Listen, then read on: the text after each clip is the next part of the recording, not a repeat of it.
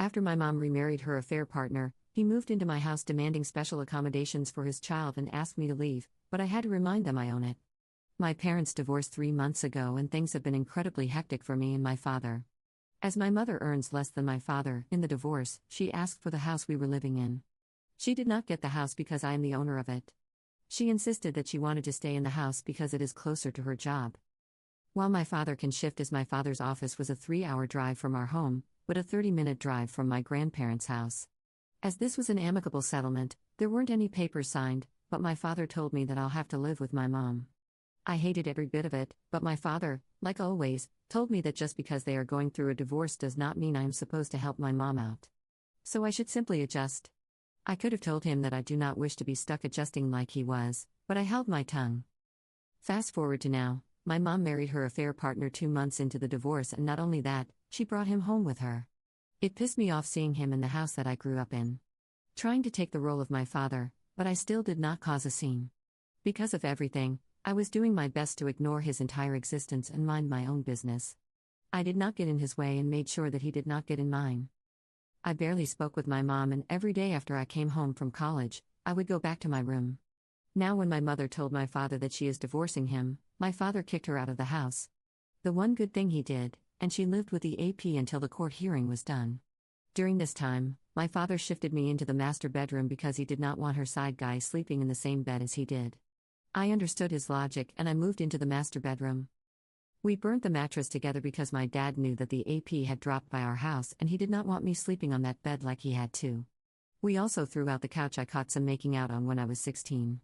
So relevant to the story, I have the master bedroom. The AP not only stole my mom, but also dared to sit me down on a weekend while my mom was there and tell me that he needs me to move out of the master bedroom because they were expecting a child through surrogacy in 4 months and staying in this master bedroom would be incredibly comfortable for them to prepare for the baby. I looked at his audacity and I told him no. I told him that the room he sleeps in, the guest bedroom, has an attached bathroom. He would not require the master bedroom for that.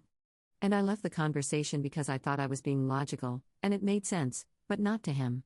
2 days later, he told me that he is done living with me. He does not want any strangers in the house when he's having a baby via surrogate and wants me to move out to the university dorms.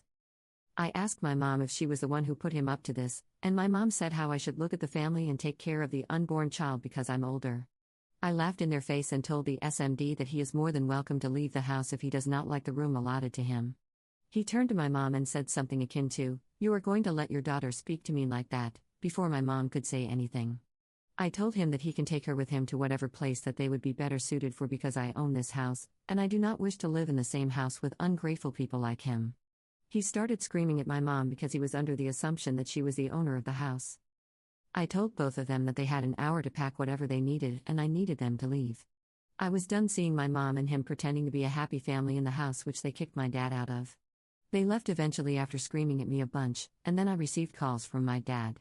He said, "I'm an extremely selfish person just like my mother, and I have been wondering if I was truly selfish for kicking them out." I will try to give the backstory here because a lot of you had been asking about that. I am 22, female, and I have known about my mom's infidelity since I was 16, and walked in on her kissing a man in our living room. She is a teacher at the local middle school, and my father is an architect. Both of them led extremely busy lives, but I never thought that my mother would stoop so low as to cheat on my father like this. When I tried to tell my father about it, the way he reacted made it pretty obvious that he was in denial. It was not even the subtext that my mom had been cheating on my dad for a while, and my dad knew about it, but refused to accept the truth. I tried to tell him about this whole situation repeatedly, but he refused to listen. He simply could not fathom the idea that his high school sweetheart was over him. I told him to confront her, and every time I did, I was the one he took his rage out on, calling me disrespectful towards my mother. It was strange seeing the farce of a relationship they had, and how tightly my dad clutched onto that facade of a happy relationship. It was sad. When I confronted my mother asked me what I was planning on doing about it. It was not like I have any options, and if I bothered her too much about it, it would not be an issue for her to kick me out. She reminded me that I am almost 18 and it will not be unheard of if she were to kick me out. So, yeah. The situation was pretty bad. When I told my father about this finely veiled threat, he told me that he can make sure that she can no longer threaten me like this, but I have to promise to listen to everything he said, which included I had to pretend to be oblivious to my mom's cheating. When I told him that I do not want to play these games of charade, my dad insisted that we must care about the image of the family, and we mustn't air out the dirty laundry. It was funny hearing him say that because my mom has done everything to make it obvious she did not care. I had no idea why he cared, but I wanted to respect his wishes, so I agreed. My dad was the owner of the house, so it was pretty easy changing the ownership. That's pretty much how I ended up with a house in my name. The reason why I couldn't move out of my house was that I am a self-funded student. My home is near my university, and I am working my way through college to graduate without a huge student debt. It would have been extremely hard on me if I were to move out. That's why my mom could threaten me. But as far as everything else is going, my dad is still upset with me because of the fiasco. I did. My mom has been calling me names because how dare I kick her, and she's expecting a fair partner on the street. But I have got a feeling she's madder at me for making sure his of a husband knew what a lying bastard she is because she didn't bother telling him that the house was mine even though she knew. My grandparents, Dad's parents, learned about what I did and told me that they want to have a chat with me. I don't know if I want to go there as my dad is living with them right now. Honestly, I have no idea why my father decided to move out the way he did, but it is what it is. Should I do it? I don't want to have him call me selfish to my face again because I do not think that I was. My dad is moving back with me. I went over to my grandparents' house after uni. It's a 3-hour drive from my uni and I planned on staying over for the weekend. My grandparents looked angry with me and I understood their attitude. The conversation was very tense and I was genuinely worried that they were going to go off on me when Dad came back after work. He was surprised to see me, but he didn't look angry anymore. We hugged after 2 months of barely being able to see each other, and I low-key felt emotional. He fussed over me a little, talking about how I looked tired and stressed, which is true. I wasn't taking care of myself that much and having AP in my house was irritating. I told him that I'll take care of myself now, and that I don't have to deal with AP, and that brought a shift in the mood. He insisted that I was rude for behaving the way I did. I was supposed to be mature and responsible. I told him that I was both because I did take care of the person I loved. He refused and started saying how kicking and expecting man out on the streets was not me taking care of him. That's where my grandparents interjected. They told him to understand that kicking out that man wasn't the best way of showing my love, but given he did ruin my dad's marriage, it's only fair that he gets the same. Karma is and it was time for him to get served. I am paraphrasing, but that is pretty much how this went. My father seemed to consider what they were saying. I told Dad that he owned the house before I did and he was the one who paid for it. Mom did nothing to help him out and instead cheated on him. There's no reason why he must be nice to her or her AP when she hasn't shown the same decree. I asked him to come home with me and my grandparents agreed. They told him to go home with me. My dad said he'll think about it, and last night he told me that he will. So we will be driving home tomorrow and as far as Mom is concerned. Last I heard that she is moving in with AP into his parents' basement. So that's pretty much it. You are NTAOP. The only hole in this story is your mom. She cheated on your dad and then moved into the same house with her affair partner. She's so entitled. Dad is too harsh on you, OP. You are NTA. I would have done the same. My son and I have had our fair share of difficulties. We get along better now, but since I don't see him as often as I'd like to, the times when we do see each other are important. He usually celebrates Christmas with my family since his dad is an agnostic Jew, and it's an important time for us. My son was previously my daughter and came out as transgender to me 2 years ago. I honestly blame the last Christmas he spent with my family for him telling his father so long before me. I think he has been uncomfortable with my family and missed the past few years because my family reacted badly about him coming out as being attracted to women. He doesn't want to be labeled as straight now since he sees himself as a gay man. The last Christmas he celebrated with us, it was my mistake for telling them at all, but I didn't know how to cope with it at the time. They were saying some things to him which weren't right, especially since he was really just a kid, and he reacted by crying and literally running out, which just escalated everything.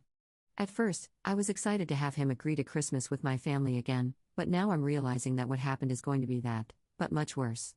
I don't want to see my son crying again, and I want to improve our relationship. My solution seems to be causing more issues. I was thinking I could celebrate Christmas with my family without him, and then do a separate Christmas celebration with him.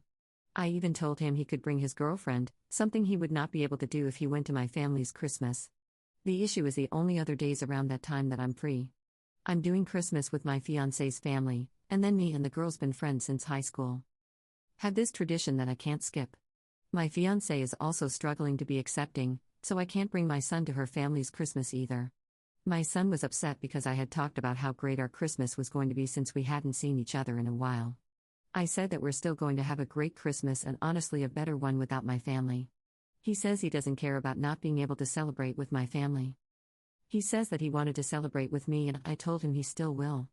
He started saying that he's always the lowest priority in my life, and that he doesn't want to try to have a relationship with me anymore. For any other moms out there, I'm pretty sure you can understand why I'm writing here.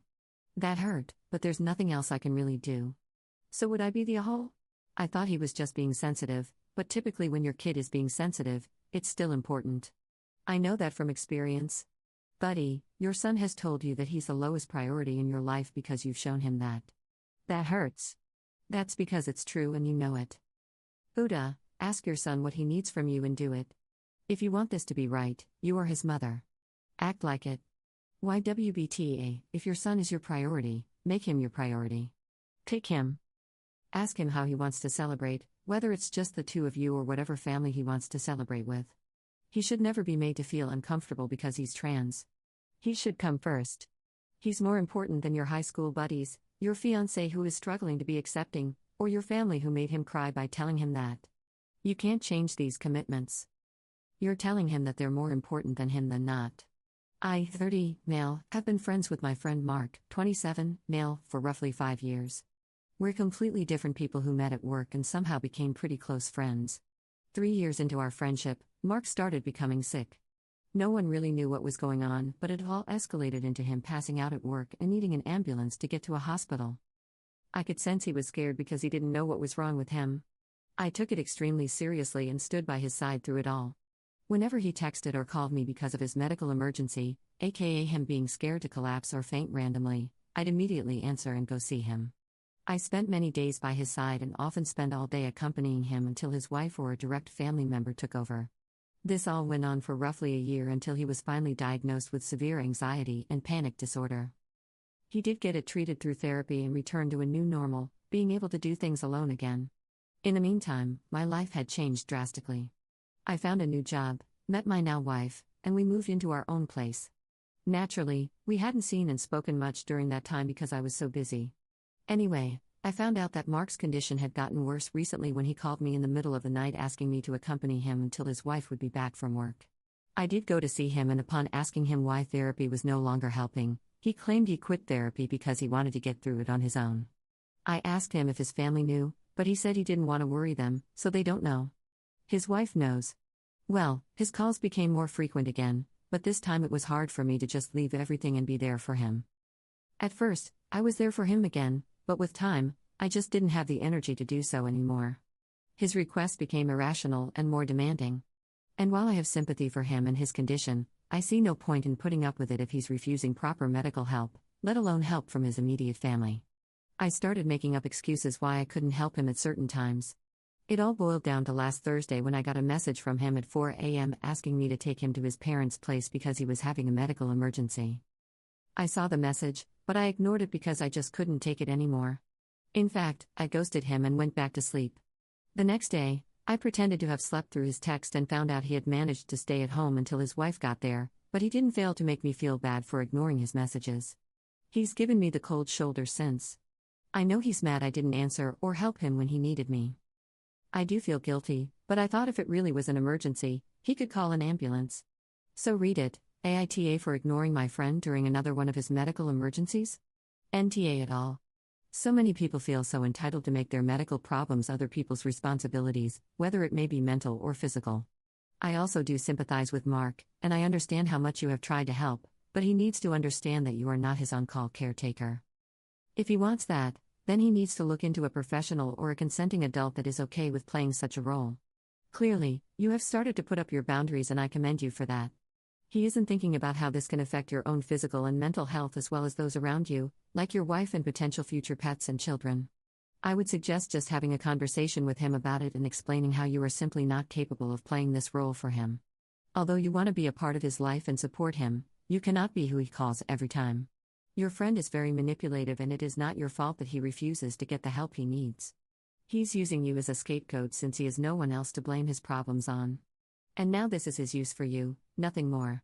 You are not a source of comfort for this man.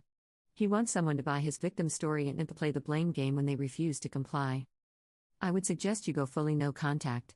He is a very abusive person by giving you the cold shoulder the one time you wouldn't be at his beck and call. And that says a lot more about him and his condition than what he says about himself. I firmly believe this man has a serious mental illness. You need to cut him out of your life. It will continue to escalate with a person like this. He needs help that no average person can provide. NTA